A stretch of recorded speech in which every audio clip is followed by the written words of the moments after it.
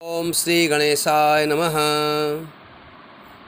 आपके अपने चैनल सनातन दर्शन में सभी ज्योतिष प्रेमियों का हार्दिक अभिनंदन। आज वस्तुओं के स्थिर कारक को बताएंगे। अलग अलग ग्रहों के अलग अलग स्थिर कारक होते हैं। जैसे द्वादश भाव के भाव कारक होते हैं, ऐसे वस्तुओं के स्थिर कारक ग्रह होते हैं। तो मुख्य जो वस्तुएं हैं उनके स्थिर कारक का परिचय आज करेंगे। ये जो आपको दिख रहा है ये कोई लग्न आदि कुछ नहीं है।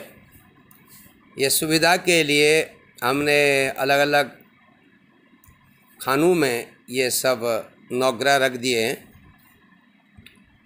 तो इसमें आप क्रमशः सूर्य किन वस्तुओं का कारक है, किन किन वस्तुओं का कारक है, ये इसमें जानते हैं। तो देखिए, सूर्य के आगे पिता लिखा है, पिता का कारक है। और उसके अलावा खेत का क्षेत्र, जैसे आपका खेत है उसका कारक है। पहाड़ का कारक है, वन का कारक है, मूंगा का कारक है, मूंगा जो रत्न होता है। लाल वस्त्रों का कारक है, रक्त वस्त्र कह सकते हैं। माणिक्य का कारक है, स्थिर कारक है। माणिक्य इसकी धातु भी है, नहीं रत्न भी है, क्षमा करें। और राज्य का कारक है आदि, राज्य से संबंधित और इस प्रकार से और भी वस्तुएं इसमें आती हैं। हमने जो आवश्यक हैं उनका वर्णन यहाँ पर किया है। तो जब सूर्य पिता का कारक है, इसको ऐसे आप लागू करेंगे। अगर जन्म कुंडली में सूर्य खराब भाव में है और सूर्य जो है पिता का कारक है और खराब भाव में है, तो पिता से वैचारिक भिन्नता हो सकती है, पिता के लिए कष्ट हो सकता है। यह अलग अलग भावों की परिस्थितियों को देखकर तय होता है। जैसे आप माने कि सूर्य जो है किसी भाव का स्वामी क्यों न हो, छठे भाव में बैठा हो, तो पिताजी से विचारों में भिन्नता हो जाएगी। अगर यही सूर्य धन स्थान का, कुटुंब स्थान का मालिक हो करके छठे भाव में हो, तो पिताजी से विवाद हो सकता है। और कुटुंब स्थान का मालिक होकर के छठे भाव में सूर्य बैठता है तो पिता के लिए तो खराब होगा ही, साथ ही साथ कुटुंब स्थान के लिए भी खराब होगा। लेकिन पिता का विचार आप दशांतर दशा में भी करेंगे इस प्रकार से। तो ये सब वस्तुओं के स्थिर कारक से आदमी के व्यवसाय, उसके कार्यक्षेत्र आदि का भी पता लगाया जा सकता है। आइए अब हम चंद्रमा के स्थिर कारक वस्तुएं कौन हैं। चंद्रमा का स्थिर कारक वस्तु है माता। चंद्रमा से माँ का विचार होगा। चंद्रमा अगर अच्छी पोजीशन में न हो तो माँ के स्वास्थ्य में दिक्कत आएगी। इस प्रकार के अलग अलग प्रकार के फलादेश भावों के आधार पर होंगे। तो चंद्रमा मन का कारक है। मन का जो स्थिर कारक चंद्रमा है। सूर्य आत्मा का कारक है, जैसे ऐसे चंद्रमा मन का कारक है। तो ये अगर चंद्रमा कमज़ोर हुआ तो आदमी के मन भी अस्थिर होगा, अनिश्चितता होगी। ये भूमि का कारक है। और ये जो है लक्ष्मी पृथ्वी का कारक है। पृथ्वी मतलब धरती का। ब्राह्मण का कारक है। शक्ति का कारक है। इसमें मनोबल का पता चलता है, आदमी की शारीरिक शक्ति का ही पता चलता है। चांदी का कारक है, अन्न का कारक है, कपास का कारक है, मोती का कारक है। ये इसके अलावा अन्य भी और चीज़ें हैं, ये संक्षेप में बताई गई है। अब आइए मंगल। मंगल जो ग्रह है वह आदमी के शील स्वभाव को बताता है। उसके अंदर कितना साहस है ये भी मंगल ग्रह से पता चलता है। और भाई का भी मंगल का कारक है। मंगल भाई का कारक है, स्थिर कारक है। और पराक्रम का कारक है। तो अग्नि का कारक है, मकान का कारक है घर का, राजा का, राज्य का, चोरी का, रोग का आदि वस्तुओं का कारक है। इसमें भूमि भी आती है, धातु भी आती है। तो इतनी वस्तुएं जो हैं मुख्यतः जो हैं मंगल इन वस्तुओं का स्थिर कारक है। अगर मंगल पाप ग्रहों से युक्त हो, पापाक्रांत हो, बलहीन हो और कुंडली में कष्टप्रद भाव में हो तो फिर ये भाई के लिए भी बढ़िया नहीं होगा, आदमी का साहस भी कम होगा। इन चीज़ें इससे सब प्रभावित हो जाएंगी। अब आइए, बुध क्या किन चीज़ों का स्थिर वस्तुओं का स्थिर कारक है, इससे मामा का विचार करते हैं। मामा का स्थिर कारक है और शिल्पकला, ज्योतिष विद्या, विद्या का मतलब अलग अलग प्रकार की विद्याएं, गणना, हास्य कला और लक्ष्मी और चतुराई, मंत्र कला, मंत्र विद्या भी इसमें और बहुत सारी चीज़ें हैं, लेकिन मुख्यतः ये चीज़ें हम अभी पहले समझने का प्रयास करते हैं।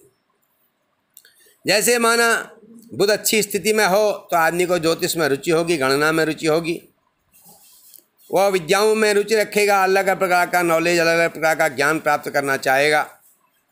हास्य कला में, हास्य में, हंसी मजाक में वह कुशल होगा। जैसे बहुत सारे लोग हास्य कला के द्वारा धनोपार्जन करते हैं, तो बुध इस चीज़ का कारक है। इन चीज़ों पर होने से इन चीज़ों की स्थिति में बुध का प्रभाव पड़ता है। अब आइए, बृहस्पति किन चीज़ों के कारक हैं इसको जानते हैं। स्थिर कारक बृहस्पति यज्ञ के कारक हैं, पुण्य के, धर्म के, देवता के, ब्राह्मण के, सोने के, पुत्र के, वस्त्र के, मित्र के, अपने कार्य के, इन चीज़ों के कारक हैं बृहस्पति। जो अपना कार्य आप करते हैं उससे भी बृहस्पति से संबंधित है। अगर बृहस्पति कमज़ोर होगा तो मनुष्य अपने कार्य करने में आलसी होगा, दूसरे से करवाना चाहेगा। इस प्रकार का फलादेश और विस्तृत रूप में इससे हो सकता है। अगर बृहस्पति अच्छे होंगे, जैसे नवम भाव में होंगे, तो मनुष्य धर्म आदि का में रुचि रहेगा, धर्मात्मा होगा, यज्ञों के प्रति उसकी श्रद्धा होगी, यज्ञ करवाएगा। अगर बृहस्पति विशेष तौर से कर्म क्षेत्र को प्रभावित करता हो, कार्य क्षेत्र का स्वामी हो, या अन्य बहुत सारे तरीके हैं, उनसे अगर बृहस्पति रोजगार को प्रभावित करता हो तो वह यज्ञ करने वाला बनेगा, कराने वाला बनेगा, धर्म कार्य करने वाला, देवता का मतलब देवताओं के सानिध्य में तीर्थ आदि में काम करेगा, और ब्राह्मण के कार्य कर सकता है। अगर वह व्यापारी है तो सोने का कार्य करेगा, और उसके पुत्रों का हिसाब भी इसके आधार पर तय किया जाएगा बृहस्पति की स्थिति में है, वस्त्र का भी, मित्रों का भी। ये सब बातें बृहस्पति से मालूम हो सकती हैं। अब आइए, शुक्र जो है किन वस्तुओं का स्थिर कारक है। चांदी, सवारी, जेवर, कामशास्त्र, काव्य कला, काव्यशास्त्र, सौकुमार्यत्व, युवावस्था, यौवन, कविता, रस, मोती, वैभव आदि एवं शास्त्र। ये इतने मुख्य चीज़ों के बारे में मुख्य हैं। इसके अलावा अन्य भी हैं। तो चांदी का कारक है। अगर शुक्र कर्म को प्रभावित कर रहा है तो कहते हैं भाई चांदी का व्यापार अच्छा रहेगा, सवारी वाहनों का व्यापार अच्छा रहेगा, जेवर का व्यापार अच्छा रहेगा, या उस कार्य में उसकी रुचि होने लगेगी। वो काव्य कविता भी बना सकता है, कवित्व शक्ति भी इसमें हो सकती है। शुक्र के बलवान होने से उसके वृद्धावस्था में भी सौकुमार्यत्व बना रहेगा, युवावस्था बनी रहेगी। इस प्रकार कविता, रस, मोती आदि में भी इसका हम प्रयोग कर सकते हैं। अब आइए, शनि जो है वो किन वस्तुओं का स्थिर कारक है। दास दासी, भैंस, घोड़ा, हाथी, यात्रा, श्रृंगार, मृत्यु और आयुध, हथियार, सूल का मतलब पीड़ा, और रोग, आयु, नीलम, बल, आदमी की सामर्थ्य, और शिल्पकला आदि, खच्चर आदि भी इसमें आते हैं। तो ये जब चीज़ें जो शनि की हैं, दास दासी आदि, इनका स्थिर कारक शनि है। तो शनि अगर बलवान होगा तो उसके पास दास दासियाँ होंगी, अथवा शनि कमज़ोर होगा वो दास की तरह रहेगा, अथवा शनि के प्रभाव से। अब एक ही सारा निर्णय तो नहीं कर सकते, लेकिन ये इसी स्थान के लिए निर्णय के लिए होगा ना। माना शनि कमज़ोर है, छठे भाव में है, और छठे भाव में शनि अच्छा होता है, लेकिन नीच राशि का है, पापा अन्य पाप ग्रहों के साथ है, शत्रु ग्रह के साथ है, तो उसको चाप चौपाइयों से परेशानी आ सकती है। दूसरे भाव में अगर शनि है तो वहाँ पर भी ये दिक्कत आ सकती है। और ये जितनी चीज़ें हैं शनि के फलादेश में भी उपयोग होती हैं। आइए अब राहु के बारे में। राहु के विषय में प्रयाण का विचार किया जाता है। प्रयाण यात्रा भी होता है और मृत्यु भी होती है। तो यात्रा और मृत्यु दोनों का कारक राहु है। सर्प, समय, रात्रि, कोई भी वस्तु, सट्टा व्यापार जैसे आजकल चलता है बहुत सारा, और गड़ा हुआ धन या गुप्त धन, या इस प्रकार का धन जैसे आपको आजकल इंश्योरेंस आदि कंपनियों से, बीमा कंपनियों से प्राप्त होता है, उसको भी इसमें ले सकते हैं। तो राहु इनका कारक है।